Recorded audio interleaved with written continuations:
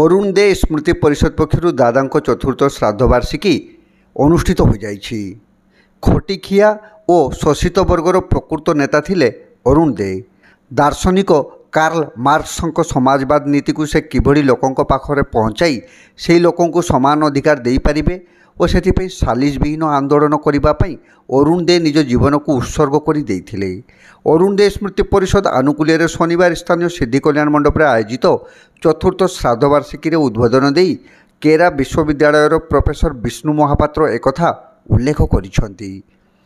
ଭାରତୀୟ ଗଣତନ୍ତ୍ର ଓ ଗଣତାନ୍ତ୍ରିକ ପଦ୍ଧତି ଉପରେ ବିଶ୍ଳେଷଣ କରି ପ୍ରଫେସର ମହାପାତ୍ର ଡକ୍ଟର ଭୀମରାଓ ଆମ୍ବେଦକରଙ୍କ ସମାନତା ନୀତି ଉପରେ ଗୁରୁତ୍ୱ ଦେବା ସହ ଅଧୁନା ଯୁଗରେ ରାଜନୀତିର ସଂଜ୍ଞା କିଭଳି ବଦଳି ଯାଇ କେବଳ ନିର୍ବାଚନରେ ଜିତି କ୍ଷମତାକୁ ଉପଭୋଗ କରିବା ଏକମାତ୍ର ଲକ୍ଷ୍ୟ ହୋଇଯାଇଛି ସେ ସମ୍ପର୍କରେ ଉଲ୍ଲେଖ କରିଥିଲେ।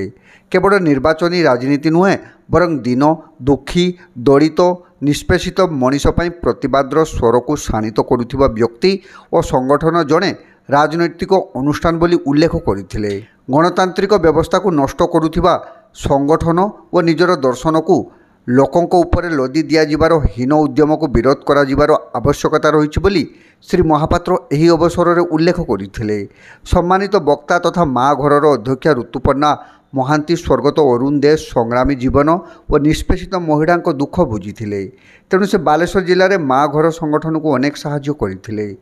ବରିଷ୍ଠ ଶ୍ରମିକ ନେତା ତଥା ପୂର୍ବତନ ମନ୍ତ୍ରୀ ପ୍ରଫୁଲ୍ଲ ସାମଲ ମଧ୍ୟ ଅରୁଣ ଦେ ଓ ନିଜର ସଂଗ୍ରାମୀ ଜୀବନ ଓ ବିଧାନସଭାରେ ତାଙ୍କର ପ୍ରଶ୍ନବାଣରେ ଶାସକ ଦଳ କିଭଳି ଜର୍ଜରିତ ହେଉଥିଲା ସେ ସମ୍ପର୍କରେ ସ୍ମୃତିଚାରଣ କରିଥିଲେ। ପରିଷଦର ଅଧ୍ୟକ୍ଷା ପ୍ରଫେସର ଡକ୍ଟର ବାସନ୍ତୀ ଦେ ଚକ୍ରବର୍ତ୍ତୀ ପୌରୋହିତ୍ୟ କରିଥିବା ବେଳେ ମଞ୍ଚ ପରିଚାଳନା କରିଥିଲେ ବରିଷ୍ଠ ସାମ୍ବାଦିକ ରଞ୍ଜନ ବାଗ। ଅନ୍ୟମାନଙ୍କ ମଧ୍ୟରେ ପୂର୍ବତନ ମନ୍ତ୍ରୀ ଜ୍ୟୋତିପ୍ରକାଶ ପାଣିଗ୍ରାହୀ, ବାଲେଶ୍ୱର ସଦର ନିର୍ବାଚନ ମଣ୍ଡଳୀର ପ୍ରାକ୍ତନ ବିଧାୟକ ସ୍ୱରୂପ ଦାସ, ଆଇନଜୀବୀ ପୁରୁଷୋତ୍ତମ ବିଶ୍ୱାଳ, ରେମୁଣାର ପୂର୍ବତନ ବିଧାୟକ ସୁଧାଂଶୁ ଶେଖର ପରିଡ଼ା ଓ ସୁଦର୍ଶନ ଜେନା, ନୀଳଗିରିର ପୂର୍ବତନ ବିଧାୟକ ପ୍ରଦୀପ୍ତ ପଣ୍ଡା ଓ ସୁକାନ୍ତ ନାୟକ, ଜିଲ୍ଲା ପରିଷଦର ପୂର୍ବତନ ସଭାପତି ଗିରିଶ ଚନ୍ଦ୍ର ଦାସ ପ୍ରମୁଖ ଅରୁଣ ଦେଙ୍କ ସ୍ମୃତିଚାରଣ କରିଥିଲେ। ଏହି ଅବସରରେ ଦିବଙ୍ଗତ ଶିଳ୍ପପତି ହିମାଂଶୁ ଦାସଙ୍କୁ ମରଣୋତ୍ତର ଅରୁଣ ଦେ ସ୍ମୃତି ସମ୍ମାନ ତାଙ୍କ ନାତିଙ୍କୁ ପ୍ରଦାନ କରାଯାଇଥିଲା। ସମାଜସେବୀ ଅଶୋକ ଦାସ, ପ୍ରଫେସର ଶତ୍ରୁଘ୍ନ ମଲ୍ଲିକ, ଆଇନଜୀବୀ ସାଇରୁଲ ହକ୍, ନୃତ୍ୟୁଙ୍ଗାନା ତଥା ସମାଜସେବୀ ଅନୁସୟା ନାୟକ, କବି ନିରଞ୍ଜନ ଖୁଣ୍ଟିଆଙ୍କୁ ସମ୍ବର୍ଦ୍ଧିତ କରାଯାଇଥିଲା। କବି ଶ୍ରୀଦେବ, ବିଷ୍ଣୁ ପ୍ରସାଦ ମହାନ୍ତି ପ୍ରମୁଖ ସହଯୋଗ କରିଥିବା ବେଳେ ପୂର୍ବତନ କାଉନସିଲର ବିଶ୍ୱଜିତ ମହାପାତ୍ର ଧନ୍ୟବାଦ ଦେଇଥିଲେ।